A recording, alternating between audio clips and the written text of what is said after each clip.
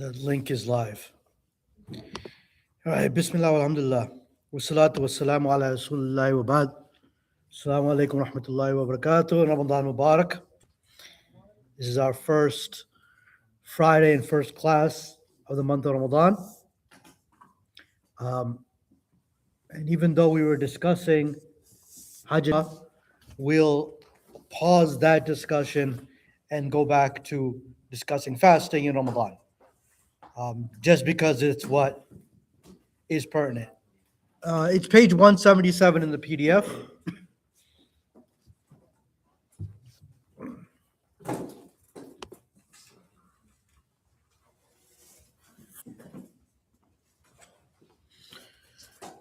So one of the main parts of the month of Ramadan that make the month of Ramadan special from other months is fasting. As Allah subhanahu wa ta'ala says, Ya ayyuhalladhina amanu, kutiba alaykumus siyamu, kama kutiba ala alladhina min qablikum, la'allakum tattaqun. He says, oh, you have believed, fasting has been made obligatory for you as it was made obligatory for those before you, so that you may achieve taqwa. So there's a couple things to deconstruct in this verse. Number one, fasting is obligatory for us. For all people who are Muslim, fasting is obligatory except for those who are accepted from it, and we'll get into that in a second. But as an ummah, as a people, fasting is obligatory on us. Number two, we learned that fasting was obligatory on the nations before us. Whoever a prophet was sent to were also given some sort of fasting, whether it was a month, whether it was a day, whether it was a week, whether it was the same time periods, but there was some sort of fasting for them. So we know that this is something that Allah subhanahu wa ta'ala has ordained throughout history. And lastly, we understand the purpose of fasting. People may fast for a number of reasons. It's popular in fitness circles nowadays to do fasting, right? Certain days of fasting. But that's not the purpose of why Muslims fast. And Allah subhanahu wa ta'ala, in His mercy, didn't leave it up to us to figure out why we're fasting.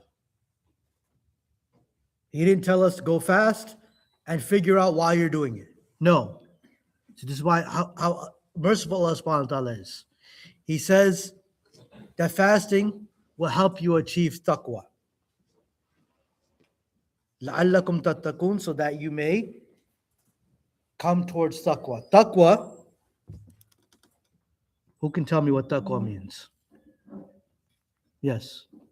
Kind of like righteousness, like piety. Okay, righteousness is part of it. Fear and reverence for Allah subhanahu wa ta'ala. Fear and reverence for Allah subhanahu wa ta'ala is part of it, yes. See, when you have an Arabic word like taqwa, it's not just one thing. You have to kind of understand it from a couple different adjectives, a couple different angles. Yes, sister. Consciousness. This is a good thing. Consciousness of Allah. It's just like a shield. It's a shield to shield you. That's one of the examples of taqwa. I'll get into that in a second. So we have a couple things here. As I said, consciousness of Allah, meaning knowing that Allah subhanahu wa ta'ala is watching us. And this is one of the biggest aspects of fasting, because when we're fasting, we're home, we may be alone, water's there, food is there. What stops us from going and cheating? Which nobody does, right? Unless they're like a little kid. What stops us? We know that, no, I'm not going to ruin my fast. Why? Because Allah is watching me. Even if nobody else is, Allah is watching me. So the same Allah who is watching you during your fast is watching you throughout the year, 365 days a year, 24 hours, 7 days a week. Every second, Allah subhanahu wa ta'ala is watching you. So we should have that consciousness that when we are fasting, then when we go to do sins, or when we're lazy to wake up for prayer, or whatever things we're doing, we should be conscious that Allah subhanahu wa ta'ala is watching us. So this is one of the main aspects of taqwa. Righteousness as well, that it brings us towards piety.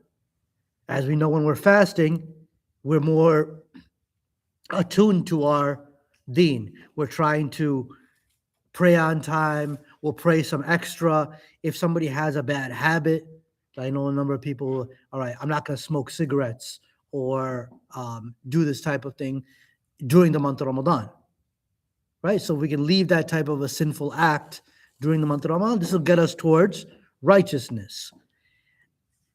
And what was the third thing that was said? Fear of Allah. Again, staying away from sins and doing good deeds. This is all part of taqwa. So this is how we can understand it. And as the brothers mentioned, taqwa is like a shield. So when we build our righteousness, we build our concept of Allah watching us, we start building that, then that becomes a blockade from us to do sins. Then if you even think about doing a sin, it just becomes hard to do it because you're having to overcome so much of yourself to go and disobey Allah. And that's not me. I don't do that type of thing. That voice inside of you gets louder because you've done this, has become a part of you. This being righteous and staying away from sins has become a part of you. So, in essence, in the month of Ramadan, if we are able to leave off food and water, which are necessities for us, and we leave off sins, then we can do that the whole year. This is like a training period for us. If I can do it, if I have the will to do it for 30 days, I can do it for the rest of the year as well. I just have to stay consistent with it. So this is what the lesson fasting is. Sometimes people get into the confusion that the quote unquote rituals of Islam are not as important as what's inside of us. But both things are very important. What's inside of us, our belief, our spiritual connection with Allah, the good that we do, the good that's in our heart is important. But our rituals also help us build that. Praying 5 times a day helps us build that closer to Allah. If you're doing it right, you're getting closer to Allah. If you're fasting correctly, you're getting closer to Allah. So there's a connection between what we do physically and what's inside of us. So don't get into this confusion of separating the two. They're both joined together. They're both parts of our belief. Because our belief is that we believe with our actions, with our hearts, and with our tongues. And that's complete belief.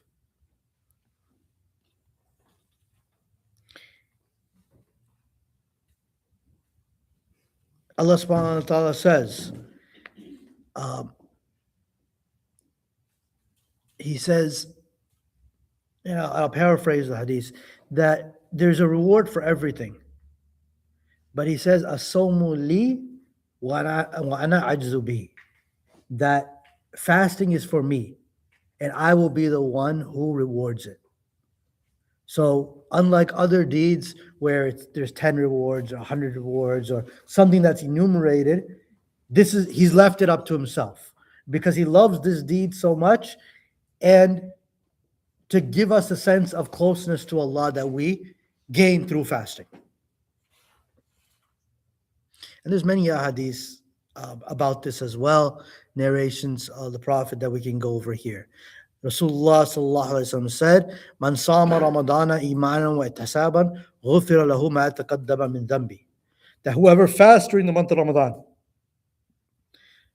with faith and seeking the pleasure of Allah, seeking the reward of Allah, will have all of his previous sins forgiven. So not only is there reward in fasting in and of itself, What is it doing? It's wiping out your mistakes. It's wiping out your sins. So this is why fasting is very, very important. It's obligatory on us, and we should all be partaking in it. Now, there are exceptions. As Allah subhanahu wa ta'ala mentions, Allah says He wants ease for you and doesn't want hardship for you. So what are some of those exceptions? Are people who do not have to fast. So if somebody has an illness and they have to take medicines at a certain time, and it would be harmful for them to not take those medications, and there's no alternative to it, they do not have to fast. Whether that be a temporary situation or whether that's a chronic situation. And we'll go over both things. What else? Illness is one. Women that's on their cycle. Women who are on their period, they do not fast those days of the month of Ramadan, but they'll make it up later. Unlike prayer, where they don't make up prayers, whatever they've missed, fasting they'll make up later. Okay, what else? There you go. Traveler, it's too hard on them. If somebody's traveling, yes. If somebody's traveling, they have the choice that they do not have to fast that day, or when they're in the traveling. Yes. Question on that. So I work 7 days a week, and on the weekends, I'm traveling Saturdays and Sundays. So. What does traveling mean? How far out are you going? Like 300 miles. I mean, if it's a hardship on you to fast, then you don't have to. That's traveling. That's real. I would definitely say that people who have to go across different time zones and it makes the fast like 20 hours, they don't have to fast. Some people do, but they don't have to. So Allah subhanahu wa ta'ala leaves that up to you. If you feel that it's going to be a hardship and it's really going to mess you up, you won't be able to drive or something like that, then you don't have to. But if you feel like, you know what, I'll just do it now, I don't have to make it up later, you can do that as well. It's up to you. What else do we have? Children that haven't reached puberty. Children, okay. What else? You have to be a Muslim of sound mind.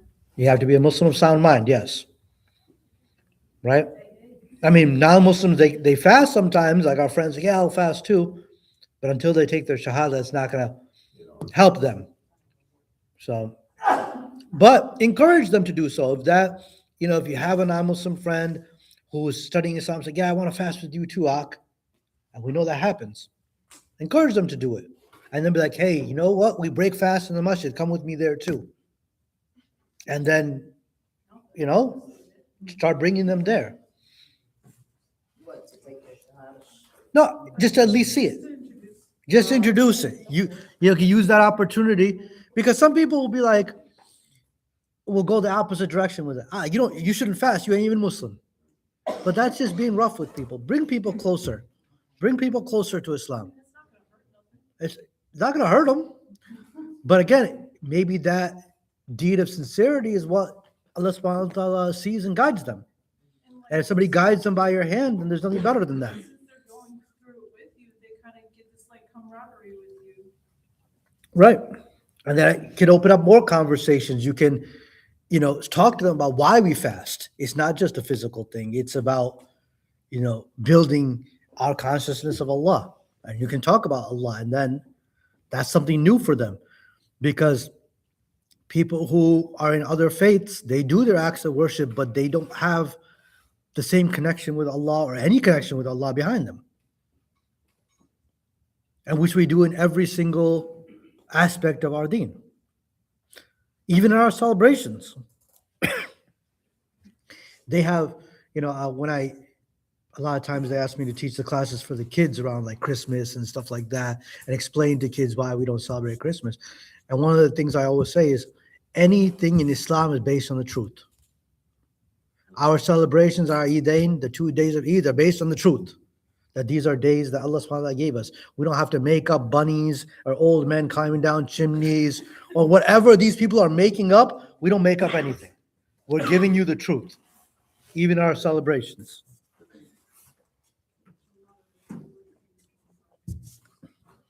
Rasulullah sallallahu alaihi wasallam also said, "Man qama Ramadana imanan wa ihtisaban, ghufira lahu ma taqaddama min dhanbi."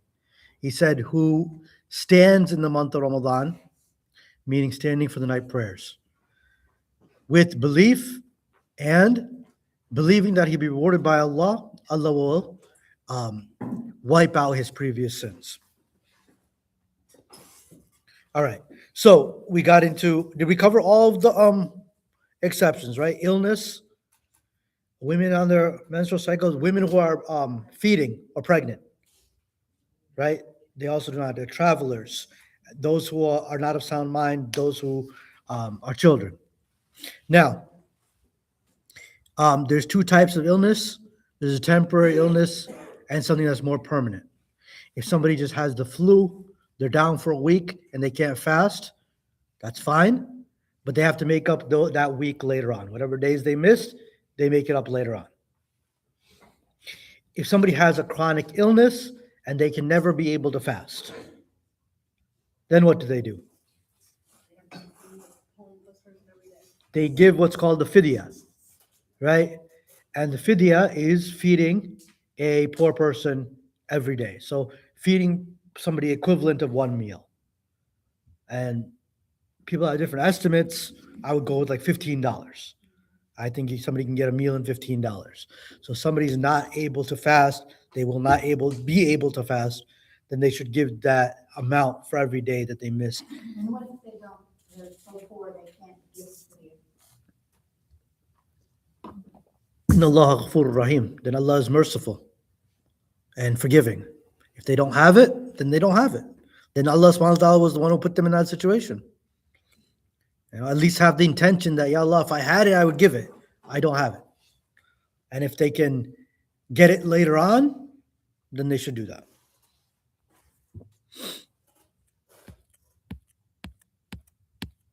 What else? What other questions do we have on fasting? Just on fasting, not in the month of Ramadan, just on fasting.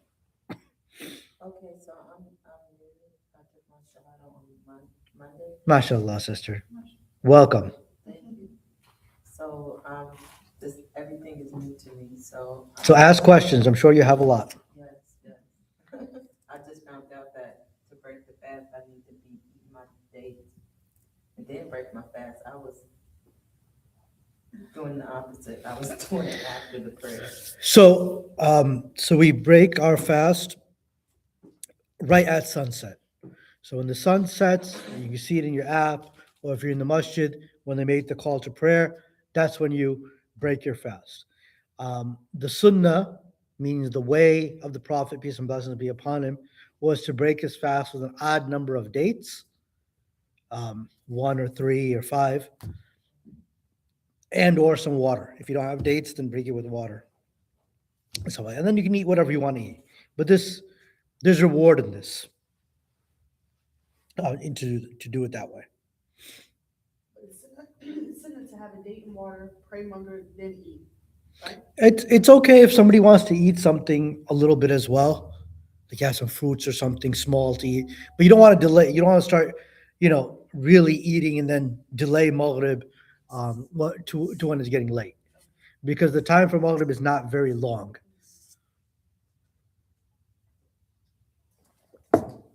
What else? When do we start the fast? We end it at Maghrib. When do we start it? No, not sunrise. Wrong. Fajr, Fajr. What does Fajr mean? true dawn. The dawn. So dawn, when the sun first starts rising. Sunrise is when the sun is completely risen, right? So you want to start at dawn. Dawn is the start of Fajr. So if you're looking at an app, it'll say time for Fajr, which is, what was it this morning, like 5:40 something? Yeah. So, Quick question. mhm. So you stop eating right when you get done? Right when you hear the adhan, you should stop eating, unless you have something in your hand or in your mouth. You're not required to spit it out. But that's when you stop. Yeah, you shouldn't go beyond that.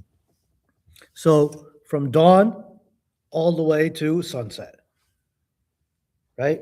No food, no water, no sexual intimacy or anything like that. What else?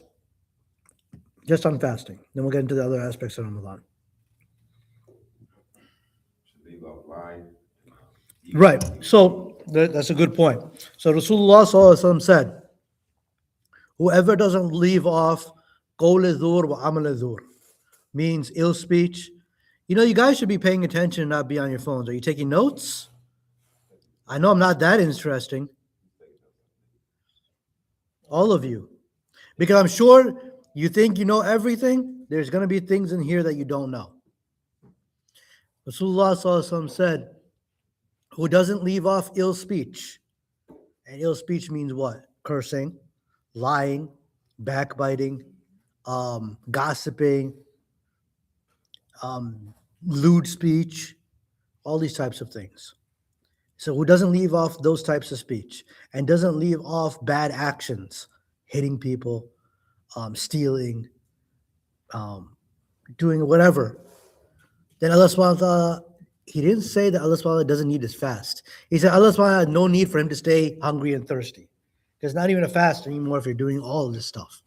So we really need to focus, lock in, and make sure that we are doing the best with our fasts.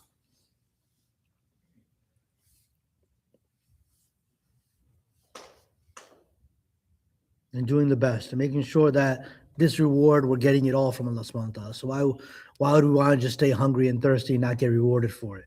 Just because, we couldn't control ourselves. And that's a test in the month of Ramadan, because a lot of times at the end of the day, people haven't had their cups of coffee, they're hungry, and they get a little cranky, get a little hangry, and you start yelling at people, or you'll see in the masjid they'll be fighting over the food. He got more than me, he got less than me. They'll be fighting over things. It happens every year in ICVA, right? Their fight breaks out over the food, which is so sad because everybody gets food.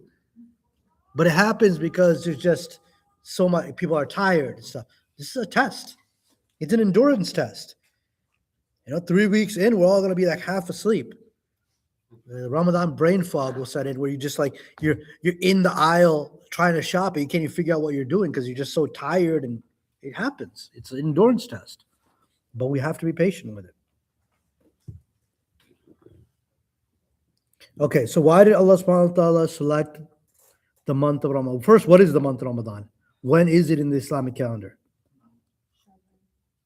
It's the 9th month of the Islamic calendar. Good. Why did Allah subhanahu wa ta'ala select the month of Ramadan and not other months? The first revelation of the Quran was revealed in the month of Ramadan. So if you've heard of when the Prophet, peace and blessings be upon him, before he was given prophethood, he used to leave the city and go into the mountains, into a cave. And he would stay there for a few days and meditate and think about Allah and think about how the people who are worshiping idols and stuff have gone away from the straight path. And then one time when he was there, the archangel Gabriel came to him and he revealed the first few verses of Surah Al-Alaq. Iqra bismi rabbika alladhi khalaq. Read in the name of your Lord who has created. This revelation was during the month of Ramadan. So one way to understand the month of Ramadan is the month of Ramadan is a month-long celebration of the Quran. It's a month-long celebration of the Quran. As Allah subhanahu wa ta'ala says in Surah Al-Baqarah, شَهْرُ رَمَضَانَ الَّذِي أُنزِلَ فِيهِ الْقُرْآنِ. The month of Ramadan is the month when the Quran was revealed. So this is why the Prophet, peace and blessing be upon him, every Ramadan, he would read the Quran to the Archangel Gabriel to review it. And this is why you'll see people reading Quran more. And in the masjids, they have the Taraweeh prayer. And in a lot of the masajid, what they will do in the mosques, what they'll do is they'll read 1/30th of the Quran every night. So that at the end of the month, they finished the whole Quran in reading. Juz, yes. I'm sorry. Excuse me. Can you repeat the first part of that? You said the month of Ramadan is for. The month of Ramadan It's like a month-long celebration of the Quran. It's when the first revelation of the Quran was revealed. The Quran was revealed over a period of 23 years. But the first revelation was in the month of Ramadan, Which is the 9th month. which is the 9th month of the lunar calendar. Yeah. So this is why Allah subhanahu wa ta'ala selected the month of Ramadan for us to fast, for us to focus on the Quran.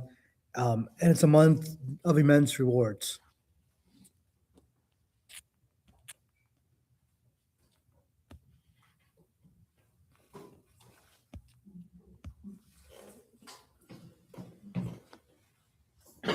What else? Are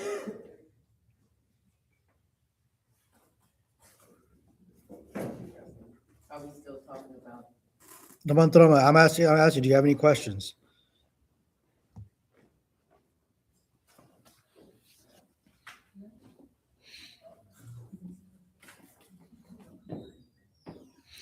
What if I'm trying my best to remember everything and do everything correct?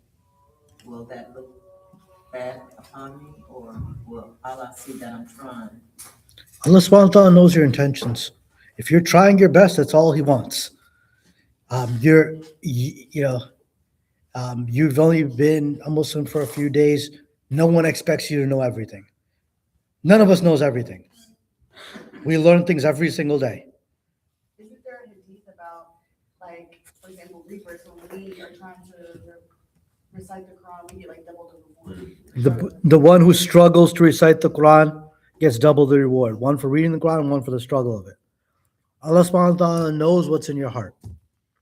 So don't feel any pressure as far as you have to memorize and know everything in one day. That's not going to happen.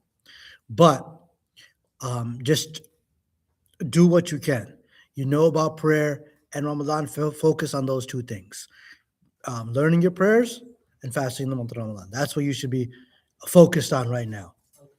Right? Like, don't beat yourself up because the world is gonna do that for you.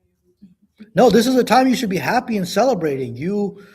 Allah subhanahu wa ta'ala chose you for His correct religion, chose you to change your life. You should feel blessed. You should feel happy right now. Right? And don't let anything change that feeling. And Islam is like a very deep religion. There's enough content. I hate to use that word content, but it's very filled like with information. And then it's enough to fill several lifetimes of research. So You'll always be learning. You'll always be learning. And just keep that learning attitude and you'll be fine. I'm going to read one more hadith for you. Abu Huraira narrates that Rasulullah sallallahu alaihi wasallam said, "There has come to you Ramadan, a blessed month, which Allah the Almighty has enjoined for you to fast. During this month, the gates of heaven are open and the gates of hell are closed. And every major devil is chained up. And in it, Allah has a night which is better than 1,000 months. And whoever is deprived of His goodness is indeed deprived." So, going through the lessons of this hadith, we understand that Ramadan, number one, is a blessed month and a month that Allah subhanahu wa ta'ala has chosen for us to fast. One of the blessings, one of the motivations is the gates, the doors of heaven are wide open and the doors of hell are closed, meaning all the opportunity is there for us to go to heaven and save ourselves from the hellfire. We just got to make that effort. All the devils, the major ones who whisper to us and, get us to do things that are out of character, they've been chained up. So if we're still doing wrong, then that's only on me. That's only because I trained myself to do wrong. Can't blame it on nobody else but me. And in this month is a night which is better than 1,000 months. This is what's called Laylatul Qadr, the night of power. And it's, we don't know the exact night. And this is one of the blessings of Allah because He wants us to worship in multiple nights. But what we do know, it's one of the odd nights of the last 10 nights of Ramadan. So, like the 21st, 23rd, 25th, 27th, and 29th. So, but you also have to realize in the calendar, the night precedes the day. So, the 21st night is the night before the 21st fast because the date changes in the solar calendar. It changes at what? Midnight, right? The date changes. In the lunar calendar, it changes at Maghrib, at sunset. So, but don't worry, it's on your apps, and we'll post it in the groups, and you'll know when the last nights are and which ones are the odd nights. But you should try to get those dates, plan for it. If you need to take some time off of work, that you know what, I'm gonna stay up on the 21st night and worship Allah as much as I can and try to make the most out of it. So maybe I don't want to go to work the next day, so I'll use my PTO. Then go ahead and do that. It's something worthy of doing, if you can. So the 20th night, 21st night. 21st, 23rd, 25th, 27th, 29th. I will post it in the groups and you'll know what exact date that is, in our calendar. What else? Does anybody have any questions on the month of Ramadan? All right, 'cause I do want to get everybody going so they can get to the masjid for Isha. I know most of the place, ICVA is praying at 8 o'clock, so you have plenty of time to get there, inshallah. We can have class next week as well. Bring some food and stuff like that. Next week, I'll bring some books for you guys, whoever comes, try to motivate you. And I'll bring some Zamzam water. Who has not drank Zamzam water before? No, no, no. Okay. 4. Zamzam water is the water that was given to the wife of Abraham, Hajar, when she was in Mecca. So Abraham left Hajar and Ismail in Mecca. This was the commandment of Allah. And there was no water there. She was searching for water. And after a while, the angel Gabriel came and opened a well, which is the well of Zamzam, which is still flowing today and flowing in abundance for over 1,400 years. No, I'm sorry, not over 1,400 years, over maybe 5,000 years, right? Yeah, I was going to the time of the prophet. It's flowing for over 5,000 years, and it flows in abundance. And it's more nutritious than other types of water. And if you drink the water and make a supplication, it's one of the times where supplication is accepted. So I will bring that for you all next week, inshallah ta'ala. Does somebody please remind me? Anything else? If you have any questions throughout the week or whenever, you can always hit me up. You ask it in the group or message me or whatever. Subhanakallahumma wa bihamdika wa ashhadu an la ilaha illa anta astaghfiruka wa atubu ilayk. Please take some food so we don't leave it here and we'll clean up and go, inshallah. All